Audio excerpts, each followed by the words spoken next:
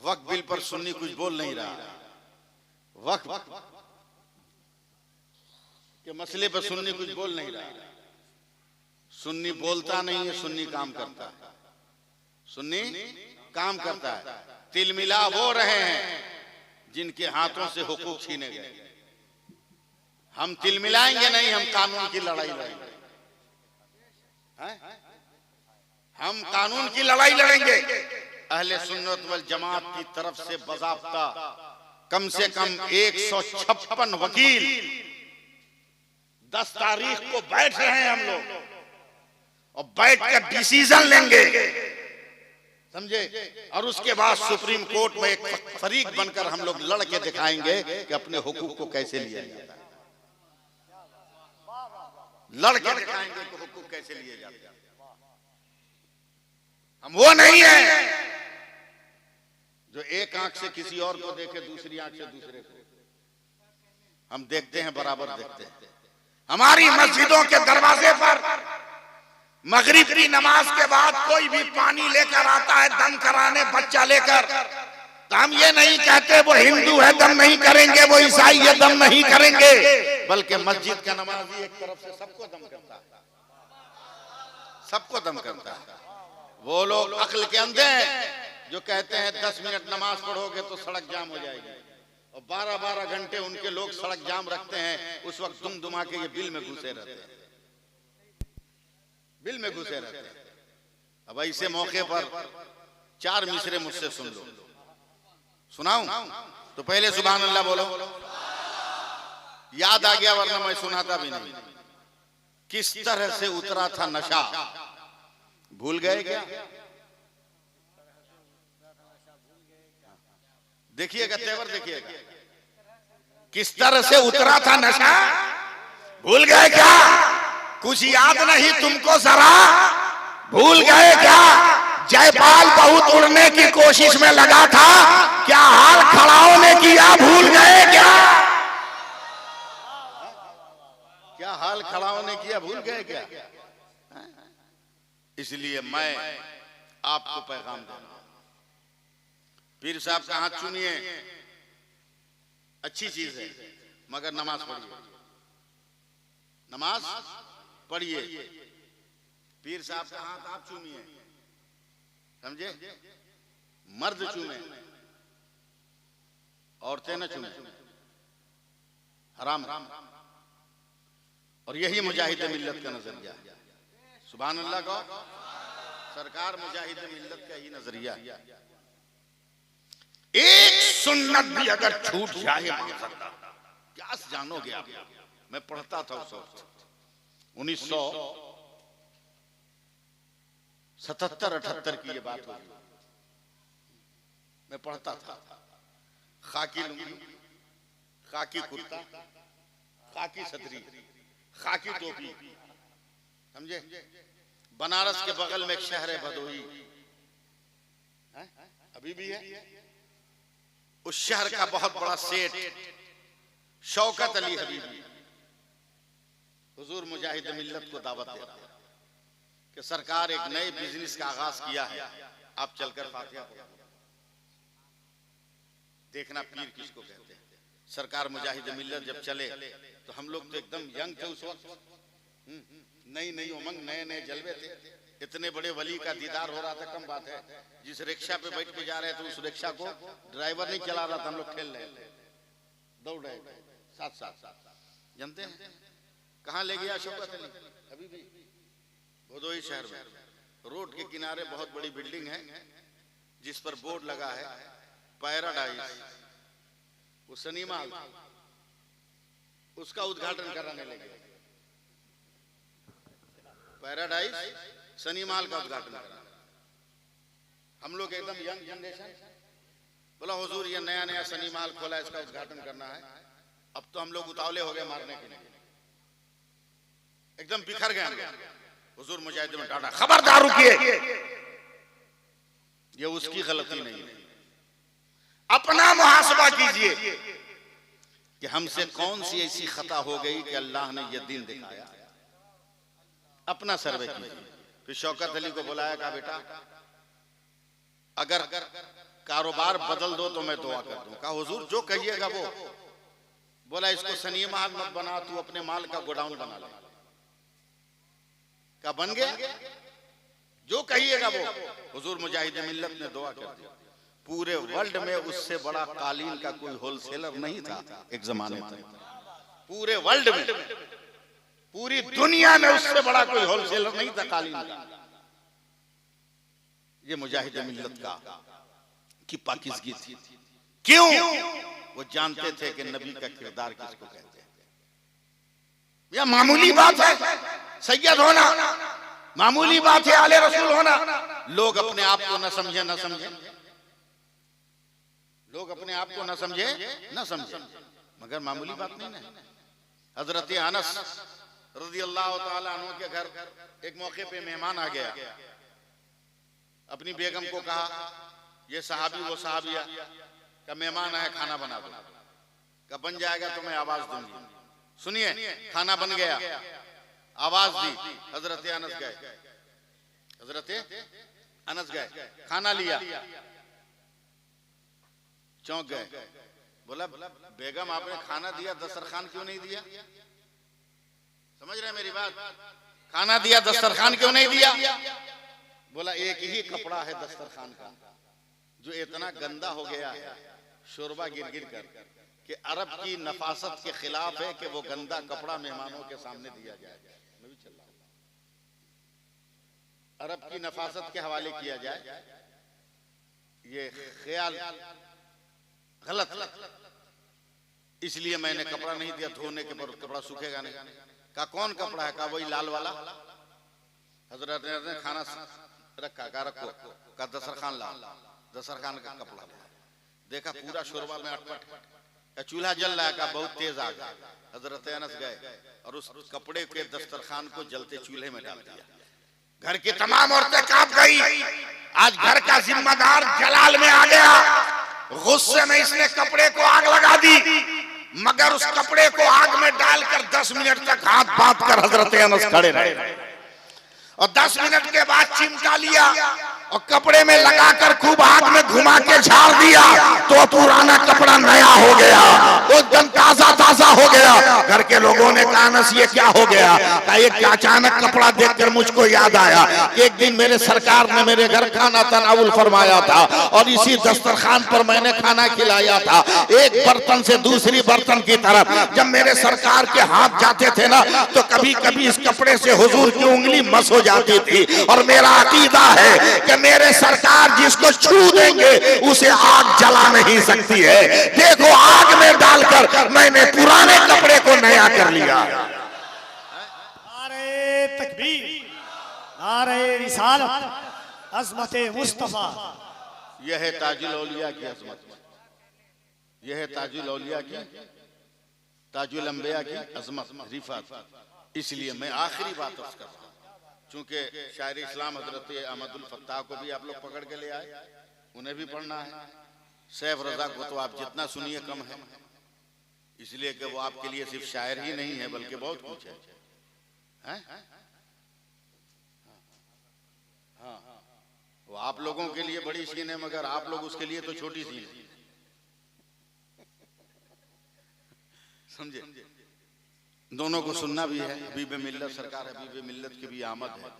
मुझे भी यहाँ से 100 किलोमीटर अपने घर जाना है, फिर अटैची लेना है, स्टेशन जाना है। इसलिए आखिरी बात सुन, नमाज के अलावा कुछ और मत। अल्लाह को राजी करना है, नमाज पढ़ना, बरकत चाहिए, बरकत चाहिए, नमाज पढ़िए। जन्नत चाहिए, नमाज पढ़िए। रहमत चाहिए, नमाज पढ़िए। शिफा चाहिए, नमाज चाहिए, नमाज पढ़िए। पीर की रजा चाहिए, नमाज पढ़िए। माँ बाप की खुशनुदी चाहिए, नमाज पढ़िए। नमाज से बढ़कर कुछ नहीं। बस आखिरी बात अर्ज कर रहा था। मैं एक दिन एक साइंस की थ्योरी का मुताला कर रहा था, कबीर साहब, बहुत तज्जुब खेज बात थी कि इंसान अक्ल वाला, इल्म वाला नहीं लिखा था, अक्ल वाला, अक्ल वाला किसी काम को 7 दिन कर ले तो उसका परमानेंट हो जाता है। अब वो आदत उससे छूटती नहीं। मैं भी सोचने लगा कि तो बहुत परफेक्ट थ्योरी है भाई, जो 3 दिन बीड़ी पी लिया वो परमानेंट पीने लगता है, जो गुटखा खा लिया वो कभी नहीं छोड़ता है, जो बीड़ी पी लिया वो कभी नहीं छोड़ता, जो अल्लम कल्लम खा पी लिया वो कभी नहीं छोड़ता। बहुत फर्स्ट क्लास थ्योरी है ये। मगर अचानक मैं चौंक गया कि 7 दिन गुटखा खा ले तो नहीं छोड़ता आदमी, पान खा ले तो नहीं छोड़ता, बीड़ी सिगरेट तंबाकू नहीं छोड़ता, मगर ये पूरे रमजान भर नमाज पढ़ लिया मुसलमान 30 दिन, फिर ईद के बाद छोड़ कैसे दिया? जबकि 7 दिन में रेगुलर हो जाता, मगर ये 30 दिन पढ़ने के बाद भी रेगुलर नहीं हुआ, उसकी वजह क्या है? मैं फिर उस किताब को उलट पलट करने लगा तो आखिर में एक जुमला था कि 7 दिन में वही इंसान रेगुलर होगा जो काम स्टार्ट करते हुए छोड़ने की नियत न किया। तब मैं हंसने लगा कि बीड़ी पीने वाला कभी छोड़ने की नियत नहीं करता, गुटखा पान खाने वाला कभी छोड़ने की नियत नहीं करता, मगर रमजान में नमाज पढ़ने वाला तो नियत करता है कि रमजान का चांद आया तो पढ़ रहा हूँ, ईद का नजर आएगा तो छोड़ दूंगा, इसलिए 30 दिन पढ़ने के बाद भी नमाजी न बने। कोई भी अमल करने से पहले छोड़ने की नियत मत करो, बल्कि उस काम को करो, फिर देखो उसकी मकबूलियत। और मेरे कहने पर 1 हफ्ता नमाज पढ़ लो, 5 टाइम की नमाज 1 हफ्ता पढ़ लो, मेरे कहने पर 5 टाइम। मगर एक शर्त है, फजर की नमाज पढ़ना, जो दुआ मांगना, मगर एक दुआ जरूर मांगना, ए अल्लाह तेरा शुक्र है कि तूने मुझको फजर की नमाज पढ़ने की तौफीक दिया। सुन रहे हैं ना? जोहर पढ़ना तो यही करना, असर मगरिब इशा पढ़ना तो यही दुआ करना, अल्लाह तेरा शुक्र है तूने फला नमाज पढ़ने की तौफीक दी। उसका फायदा क्या होगा? बुखारी शरीफ की हदीस पाक है, मेरे सरकार फरमाते हैं कि बंदा खुदा की जिस नेमत को पाकर अल्लाह का शुक्र अदा करता है, अल्लाह ताला उस नेमत को उसके मुकद्दर में परमानेंट कर देता है। तो जब नमाजें पढ़कर आप अल्लाह का शुक्र अदा कीजिएगा तो अल्लाह ताला नमाज की पाबंदी आपके मुकद्दर में अता फरमा देगा, आपके मुकद्दर में अता फरमा देगा और आप माला माला बनाएंगे। हुजूर सरकार हबीबे मिल्लत कितनी मेहनत और मुशक्कत करके खानकाह हबीबिया को सजाया, कितनी मेहनत और मुशक्कत, जिंदगी के सारे अय्याम सफर में गुजार दिए। हुजूर मुजाहिद मिल्लत के बाद शिराजा बिखर गया, जवानी के आलम में ये बोझ इनके सर पे पड़ा, और उसके बाद कायदाना सलाहियतों की तमाम तर ताकतों को काम में लाते हुए उन्होंने सरकार मुजाहिद मिल्लत के मिशन का सूरज ऐसा जगमगाया कि मुखालिफ भी सोचने पे मजबूर है कि फैजाने हुजूर मुजाहिद मिल्लत अपने नवासे पर इतना बरस रहा है कि अगर इसको उंगली दिखाएंगे तो कहीं मेरी उंगली न काट डाली जाए, इसलिए कि ये वो लहू है जिसके अंदर अब्बास का रंग छुपा हुआ है, अब्बासी रंग छुपा हुआ है। इसलिए दामने मोहब्बत से, दामने तरीकत से लगे रहिए। आखिरी लफ्ज ये, जैसा पीर है वैसा तो हम कर नहीं ना सकते, बोलो भाई, वैसा कर सकते हैं? जितना वजीफा पढ़ते हैं उतना पढ़ पाएंगे हम लोग? कुछ तो बोलो। जितनी तस्बीह पढ़ते उतना पढ़ पाएंगे? नहीं ना। लेकिन एक काम तो कर सकते हैं ना कि जैसा वो देखने में लगते हैं वैसा हम लग जाए, जैसा वो देखने में लगते हैं वैसे लग जाए। कुर्ता पजामा पहने, दाढ़ी रखें, टोपी पहन लें, दाढ़ी रखें, टोपी पहन लें, पीर साहब की तरह लगे। हजरत इमाम गजाली लिखते हैं, कफील साहब, कि एक बुजुर्ग तकरीर कर रहे थे कि जिसकी सफेद दाढ़ी हो जाती है उसको बुजुर्गी आ जाती है, अल्लाह उसको जन्नत दे देता है, और जिसकी काली रहती है मर जाता है, उसके बारे में फरिश्ते भी सोचते हैं। ये आदमी अनपढ़ किस्म का आदमी था, गया घर में और वसीयतनामा लिख दिया, बच्चों को कह दिया कि देख हम जब मर जाए ना और दाढ़ी उड़ी के बाल काला रहे तो किसी तरह इसको सफेद कर देना, किसी तरह सफेद कर देना। अब जैसे भी किया हो कर दिया। आजकल तो एक से एक केमिकल है। रंग बदलने के बाद तो शौहर बीवी को नहीं पहचानेगा, हाँ, शौहर बीवी को नहीं पहचानेगा। आंख का कलर चेंज, अबे जब किरदार का कलर चेंज है तो कुछ चेंज हो सकता है, और किरदार का कलर अगर एक होता, उस कलर का नाम फातिमा है, तो न कभी तुम्हारा कलर चेंज नहीं होता, तुम्हें देखकर जमाने का कलर चेंज हो जाता, जमाने का कलर चेंज हो जाता है, जमाने का कलर। कुछ सफेद कर लिया, फरिश्ते आए उनका नकीर, बोला यहाँ भी शुरू हो गया, तू यहाँ भी अपना काम हेरा फेरी। इमाम गजाली फरमाते, फरिश्तों ने कहा मौला तेरे बंदे ने देखिए क्या किया, अल्लाह फरमाता उसको जन्नत दे। कहा क्यों, इसकी क्या नेकियां? बोला नेकी रहे न रहे, वो दाढ़ी को सफेद क्यों किया? इसलिए ना कि मेरे अजाब से डर रहा है, डरा तो मेरे अजाब से, इसी डर की बुनियाद पर मैंने उसे माफ कर दिया। अब बता के आटा ऊंटा लगा लेने से दाढ़ी में आदमी जन्नती हो जा रहा है, पीर साहब की तरह दाढ़ी रखने से जन्नती नहीं होगा। लेकिन पीर भी ओरिजिनल रहता, पीर भी ओरिजिनल रहता, बिजनेसमैन रहे तो नहीं, बिजनेसमैन रहे तो नहीं, साहब तरीकत रहे तो, साहब शरीयत रहे तो। बहुत सारे पीर है मुरीद कर लेंगे, नमाज नहीं पढ़ेंगे, औरतों से बात करेंगे, औरतों से हाथ चुमाएंगे, औरतों से पैर चुमाएंगे। देखो 1 मिनट के लिए मैं टोपी उतार रहा हूं। इमाम गजाली से किसी ने पूछा तरीकत क्या है, शरीयत क्या है? इमाम गजाली ने फरमाया शरीयत बाल है, शरीयत बाल है, तरीकत उसकी मांग है। मांग किसको कहते हैं? बीच से बाल ऐसे फाड़ने से जो बीच में ये धारी नजर आती है, इसको मांग कहते हैं। कि शरीयत बाल है, तरीकत उसकी मांग है। अब जरा सोचो कि हम बाल छिलवा लें, मांग निकाल पाएंगे? और बाल रहेगा तो जब चाहेंगे तब ना निकाल लेंगे कंघी मार के। इमाम गजाली कहते हैं कि शरीयत बाल है, तरीकत मांग है। अबे जब नमाज ही नहीं है तो तरीकत कहां? जब शरीयत नहीं तो पीर कहां?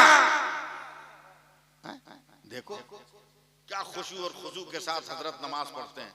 कभी असर की नमाज या फजर की नमाज हजरत के पीछे पढ़ के देखो, तब पता चले तुमको। असर की नमाज और फजर की नमाज इनके पीछे पढ़ो, देखो एहसास होगा तुमको कि मेरा पीर क्या।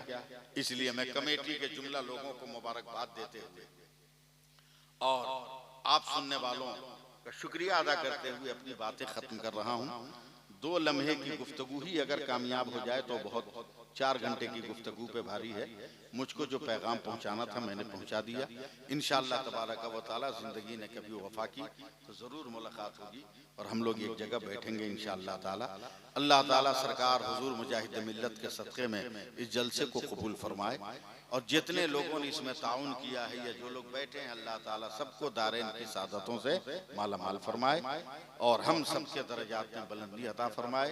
गुनाह सगायर और कबायर को माफ फरमा कर अल्लाह ताला हम सबको दाखिल हसनात करें। दुआ कीजिए कि अल्लाह ताला वक्फ के मसले पर जो तंजीमें सुप्रीम कोर्ट में मुकदमा लड़ने जा रही हैं, अल्लाह ताला उनको मुकम्मल कामयाबी अता फरमाए और बातिल कुव्वतों का सर हमेशा हमेश के लिए काला हो जाए और उनका सर कुचला जाए। अल्लाह ताला अपना फजल अता फरमाए। आमीन आमीन बिजाहि सय्यदिल मुरसलीन व आखिरु दवाना अनिल हम्दुलिल्लाहि रब्बिल आलमीन। अस्सलामु अलैकुम व रहमतुल्लाहि व बरकातहू।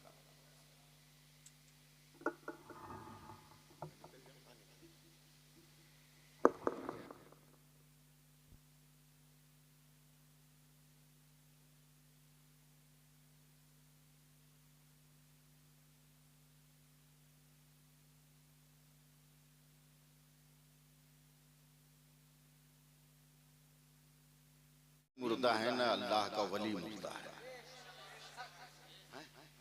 सब जिंदा है, सब जिंदा। एक बुजुर्ग हैं हजरत जलालुद्दीन रहमतुल्लाह अलैह,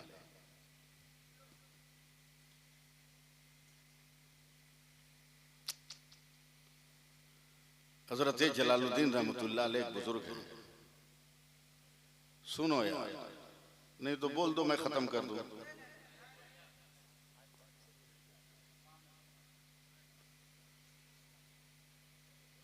एक बुजुर्ग हैं हजरत जलालुद्दीन रहमतुल्लाह अलैह,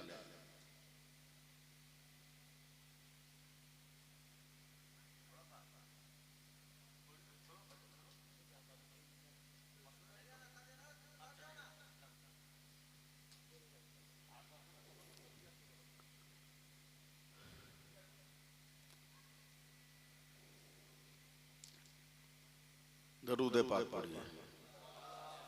सल्लल्लाहु अलैहि नबील उम्मी वालिही बारिक वसल्लम सल्लल्लाहु अलैहि वसल्लम सलातम व सलामन अलैका या रसूल अल्लाह सल्लल्लाहु अलैहि वसल्लम। हम लोगों की कोई गलती नहीं रहती है, बीच में रुकावट होती है, किसी और का जुर्म होता है। हजरत जलालुद्दीन रहमतुल्लाह अलैह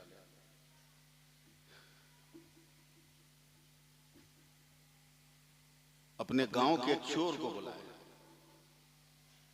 और समझाने के लिए कहा, 5 रुपया निकाला, बोला बेटा रख ले, एडवांस बुकिंग है। चोर बोलता है कि कैसी बुकिंग, आपको क्या मालूम मेरा क्या कारोबार है, धंधा है। तो हजरत जलालुद्दीन सैय्यदी रहमतुल्लाह अलैह कहते हैं, कोई जाने न जाने मैं जानता हूं कि तू कफन चोर है, जिसका चुराया सो चुराया, मैं पहले पैसा देके जा रहा हूं, खबरदार मेरा कफन मत चुराए, मेरा मत चुराए। बोला हुजूर हम आपका चुराएंगे, यकीन रखिए हम इतने बड़े गद्दार नहीं कर, रख ले, न चोर का भरोसा है न नेता का भरोसा है, दोनों एक ही बिरादरी का है, बस एक छोटा बड़ा है। रख लिया। कुछ दिन के बाद हजरत का इंतकाल हो गया। पीर साहब थे, मुरीदों ने इतना खनखनाता हुआ, इतना बढ़िया कपड़े का कफन दिया कि ये तो सर पीटने लगा। मौलवी बहुत तेज था, 5 रुपया में 22 मीटर लेके चला गया, एकदम परेशान, डिप्रेशन का शिकार, उदास, मुंह लटकाया हुआ घर पहुंचा। उसकी बीवी झाड़ू दे रही थी। उस सोच में पड़ गई कि गांव में कोई मरता है तो फुलझड़ी छोड़ते आता है, और आज एक आदमी मरा है तो इतना उदास क्यों है, बड़ा परेशान, टेंशन में। बोलती है अरे क्या बात है, आज तो खुश होने का मौका है। का खुश का, एक मौलवी के चक्कर में फंस गए। बोला नहीं समझे। बोले इतना दिन पहले जो 5 रुपया ला के दिए थे ना, आज वही मौलवी मर गया। अब पैसा दे गया था एडवांस में, अब किस मुंह से जाए उसका कफन चुराने। तो बीवी झाड़ू फेंक के कहती है, एकदम बकलोल का बकलोले है का तू, क्या मतलब। बोला वो तो देने वाला बेवकूफ था जो तुमको दे के चला गया, मरने के बाद क्या पता कि किसको पैसा दिया था, जाओ जाके कफन भी लिया। तो बोलता है इसीलिए हम तुमको तलाक नहीं देते हैं, तुम्हारा दिमाग एकदम इमरजेंसी में काम करता है। दिन गुजार के रात को सन्नाटे में पहुंच गया कब्र पर, कब्रिस्तान में, और कब्र को टारगेट करके जैसे ही हजरत जलालुद्दीन सैय्यदी रहमा की कब्र को खोद के कफन में हाथ लगाया, उठ के बैठ गए, चोर का हाथ पकड़ लिया। बोला एडवांस का हुआ। बोला हुजूर माफ कर दिए गलती, मैं कहता था ना चोर की बात का कोई भरोसा नहीं, जब पैसा दे के आया तो क्यों लेने आया। बोला हुजूर गलती हो गई, अब नहीं आएंगे। हजरत जलालुद्दीन सैय्यदी कहते हैं, सुन मेरा नाम जलालुद्दीन है, और सिर्फ यही कब्रिस्तान नहीं, आज से रूए जमीन के जिस कब्रिस्तान में जाएगा वहीं पर जो है जलालुद्दीन बैठा हुआ मिलेगा। और फैसला कर लो कि जब अहले सुन्नत वल जमात का जलालुद्दीन इतना पावर रख रहा है तो खुदा का रहमतुल्लिल आलमीन कितना पावर रख रहा होगा। तकबीर, नारे रिसालत, मसलके आला हजरत ताजुल अंबिया कॉन्फ्रेंस अल्लामा सैफुल्लाह अलीवी। अकीदा मजबूत करो, हम लोग ढुलमुल हो गए।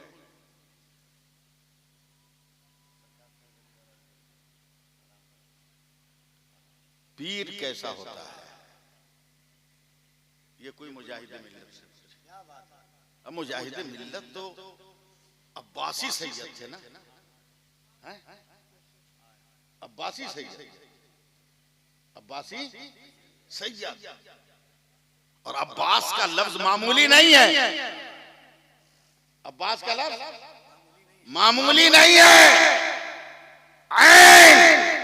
अली की जुरात वाला, बे-72 की हिफाजत करने वाला, अली अल्लाह से दुआ मांगने वाला, सीन सारी कायनात को सीधा रास्ता दिखाने वाला, इस वजूद के मुरक्कब का नाम अब्बास है। इतना आसान नहीं। पीर किसको कहते हैं? आजकल हम लोगों को क्या है, अब तो गाड़ी घोड़ा सबके पास है भाई, गाड़ी घोड़ा सबके पास, जेंट्स तो जेंट्स, लेडीज के पास गाड़ी है, बाप ब्याह में दे दिया स्कूटी, शौहर से झगड़ा हो तो टेंशन मत लेना, स्टार्ट करना, वापस आ जाना। अब वो काहे शौहर की इज्जत करेगी। मेरा घर एक देहात में, गांव में, उस गांव में एक बुजुर्ग थे अल्लाह के वली, तेग अली शाह रहमतुल्लाह अलैह उनका नाम। मुरीद को कहीं किराया ना देना पड़े, वो एक घोड़ा खरीद के रखे और उस पर बैठ के जाते थे। सुनो, अच्छा इंसान, अच्छा मुसलमान कौन होता है, सुन लीजिएगा ना, हैं? हाँ, जरा मुंह से बोलिएगा। गए, हमारे लिए तो हल्दीराम की बर्फी चाहिए, काजू बर्फी, प्रभु जी की भुजिया चाहिए, मटन बिरयानी चाहिए, देसी चिकन चाहिए, समझे, कोल्ड ड्रिंक्स चाहिए, तरह तरह का सामान। मगर अल्लाह वाले आए हैं, बैल और गाय जहां बांधते हैं ना, उसी घर में अल्लाह के इस वली को मुरीद ने बैठाया। चारपाई पर, चारपाई समझते हैं ना, चारपाई पे बिछौना नहीं, बिस्तर नहीं, नंगी खटिया पर, नंगी चारपाई पे बैठाया।